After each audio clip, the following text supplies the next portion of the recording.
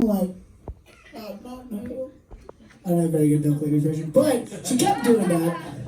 And my girlfriend was like, you ever notice that? Isn't that weird when people bite their bottom lip to try to feel sexy? And I said, yes, but it's more weird that you specified bottom lip. She was like, well, yeah, no one bites their top lip to feel sexy. And I said, oh, yeah?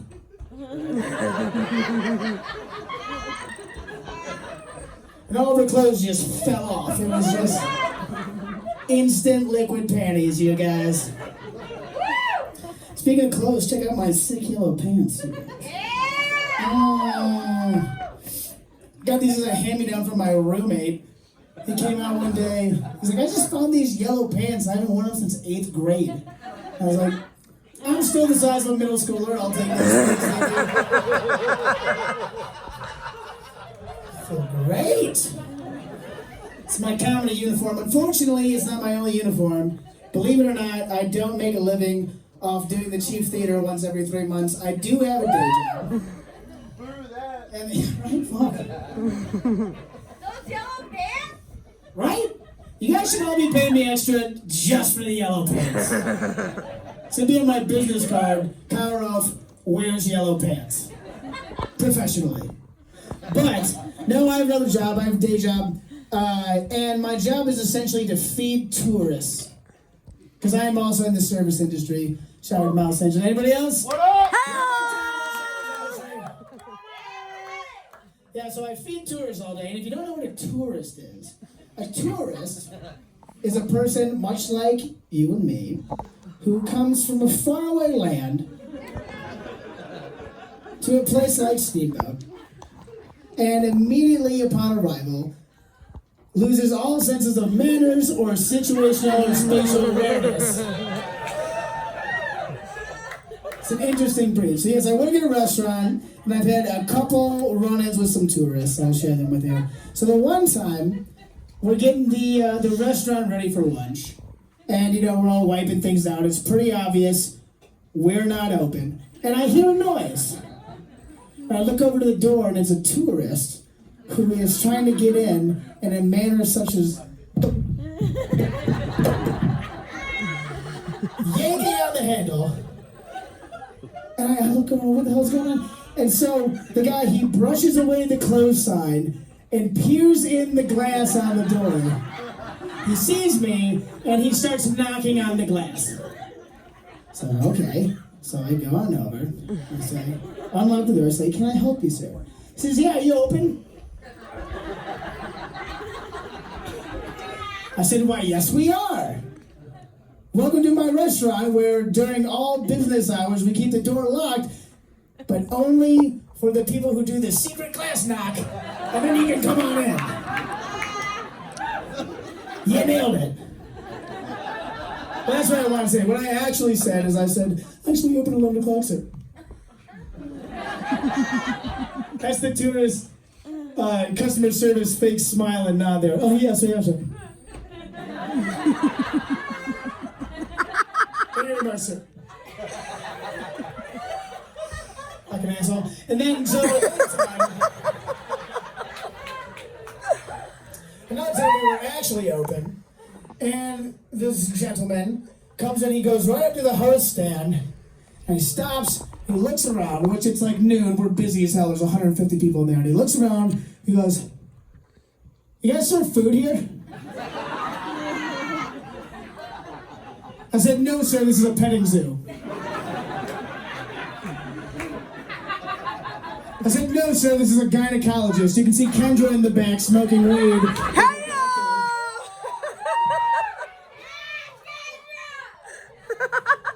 I said, no, sir, this is a furniture store, and we have one kind of table and one kind of chair, and you can look across the showroom and see everyone testing the furniture by eating food.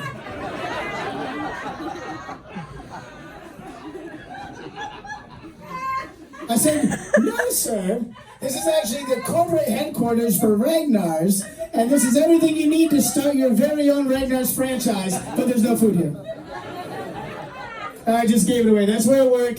I work at a restaurant called Ragnar's, no big deal. We're the best in Steamboat. Hello. I'll tell you what, as a special for coming out, if you come into Ragnar's and you mention the show, I'll get you anything on the menu for full price. Yeah? What a deal! But no, I love the tourists because the tourists give me money, which funds my addiction to Amazon, which I very much appreciate. Buy a lot of shit online, but it's weird these days because there's so many of these targeted ads to buy stuff on the internet. You know what I'm talking about? So they go through your social media and they sell you shit based on whatever they find. And sometimes it's cool because I've had some good experience where they're like, "Hey Kyle, we scanned your interest, we saw you're a nerd, so here's an ad for a replica Captain America shield that you can smash beer cans with." And I said, "Great, I would totally buy that." But sometimes they go, "Hey Kyle, we scanned all of your pictures and we noticed you're going bald, you big loser. Here's some $80 shampoo that's made out of snake oil to grow your hair back." And I said, "Great, I would totally buy that." Blowing money left and right. But isn't it messed up that they will just sell you things based on your insecurities? You know what I mean? Are they targeting like, "Oh, nice profile picture, Tubby, here's some Slim Fast." And where does it end? But I gotta say, it's not, the hair thing, it's not the worst. The worst ad I ever got, that's a true story. I got an ad for shoe insoles. I'm not talking about Dr. Scholl's. These were literally plastic wedges that you put under your heels so you can be pretend taller.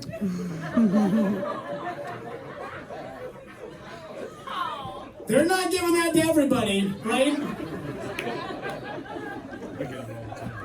I mean, talk about pathetic. I would be less embarrassed if I brought a girl home and I got her alone and I took off my pants and I revealed that I had no dick. That would be less embarrassing than being like, "Oh, hey, let me slip into something comfortable." Oh, you may have noticed I've been wearing secret high heels all night because I thought you wouldn't ban me unless I was 5'8".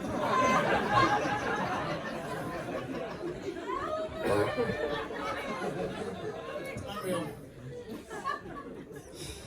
And they target single insecure people. But it's fine because although I'm still insecure, I'm not single. I have a beautiful, talented girlfriend. She's here tonight. She's right here. Don't touch me. She's in here somewhere on the stuff.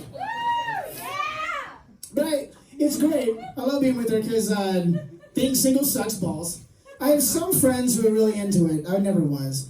My one buddy was explaining it though. He's like, "I really like going out to the bar to meet women. It's like the thrill of the hunt, I'm like a lion stalking his prey." I was like, "Okay, first of all, kind of rapey." The gazelle isn't exactly consenting to the lion, if you know what I mean. It's a one-way transaction. 2, I met my girlfriend at a small resort in Montana. And yeah, it's a great place. Glacier National Park. Go there if you can. But you don't gotta be a hunter if you're in a small, isolated, fenced-in Serengeti in the middle of nowhere. You just gotta wait for the gazelle to get bored. Or trip up. Maybe put on a few pounds, you know what I mean? Shoot fish in a barrel.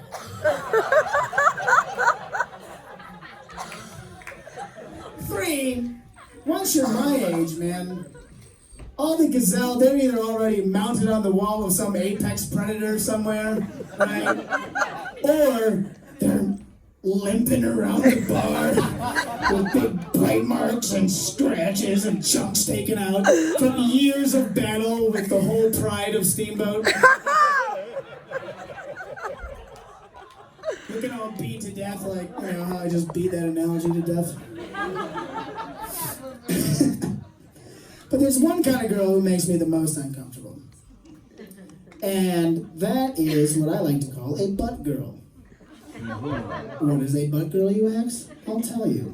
So a butt girl is a girl who wakes up, straps on the tightest yoga pants allowed by law, and then goes to the gym and does nothing but exercise her butt.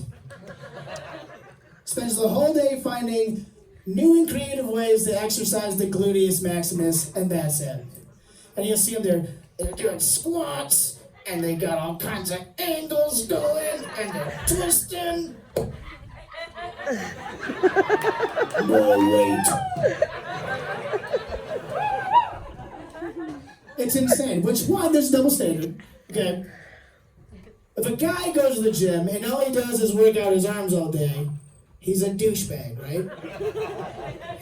Why'd you skip leg day? I was gonna say that. Why'd you work out your legs, bro? Right? No one goes up to butt girl and is like, nice arms, bro. Why'd you work out your arms, bro? Sexism is real, you guys.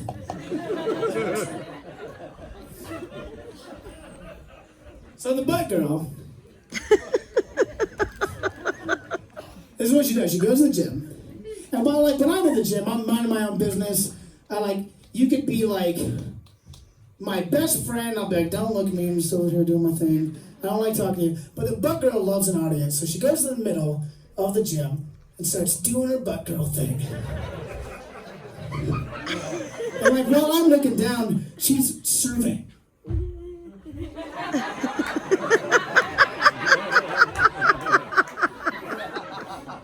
Because you see, this is not just an exercise.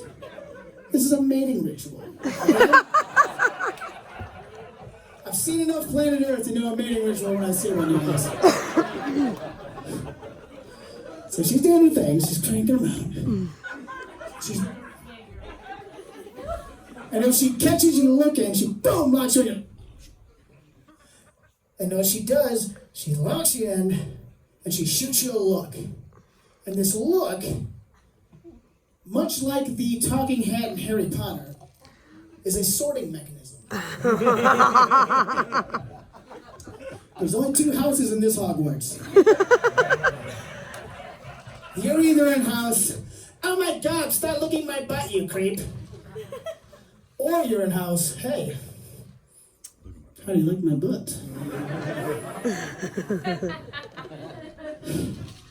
Or at least I assume there's a second look.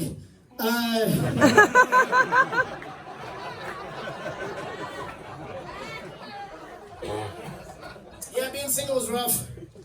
I didn't like the judgment. But nowadays, you don't really have to be judged in person. You can be judged on a phone. It's called Tinder, right? You just sit on your clouds of judgment and swipe left and right. So I tried it out, but what I found out is on Tinder, everyone's really obsessed with how tall you are. Shit.